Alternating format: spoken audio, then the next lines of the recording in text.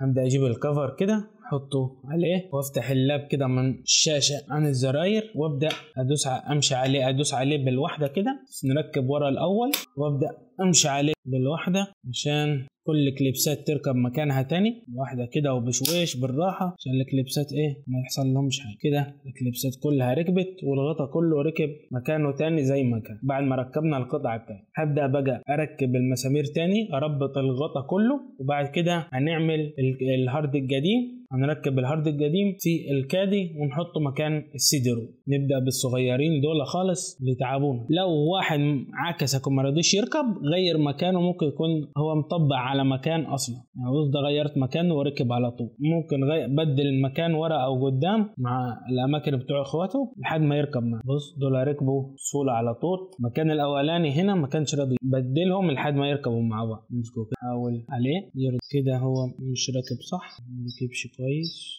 ممكن نفك ده خالص، نفك واحد، نجيب واحد من اخواته هنا ركب ده على طول. زي ما قلت لكم بدلهم لقيهم اشتغلوا كده. المسامير الصغيرين الثلاثه ركبوا، تطمن ان هم مش بارزين البره عشان ما يعوقوش دخول الكاد اللي احنا هنركب. طبعا المسمارين الصغيرين دول اللي عازلينهم على جنب دول بتوع اللي بيمسكوا الدي في دي بتاع الاسطوانات مكانه، فطبعا دول هيمسكوا الكادي بالهارد الجديد، خليهم دلوقتي على جنب. نمسك بقى نركب المسامير كلها اللي فكناها نربطها تاني زي ما كانت. وعلى فكرة هنا بيبقى في مسمار بس عندنا عشان البطارية اتنفخت فكسرت القاعدة بتاعته، فما بيجي ما فيش هنا مسمار. بس انت في لابك اكيد هيبقى في مسمار هنا، فلازم تفك. شيك قبل ما تبدأ تفك عشان ما تكسرش القواعد، شيك على المسامير كلها ان تفك. طبعا بعد ما نركب طبعا الهارد الجديد والرام الجديد والدنيا دي ممكن يتعبك شويه في التشغيل عشان لسه البايوس بيتعرف على القطع الجديده، لكن ما تقلقش من حاجه. لو ما اشتغلتش يبقى ممكن يكون في مشكله مثلا لا قدر الله في قطعه مثلا او حاجه، بس يعني ما تشغلش بالك. الاول مثلا اول مره 2 ما يرضاش يشتغل اللاب، او يعني يظهر لك شاشه كده ويقف عليها، فما تقلقش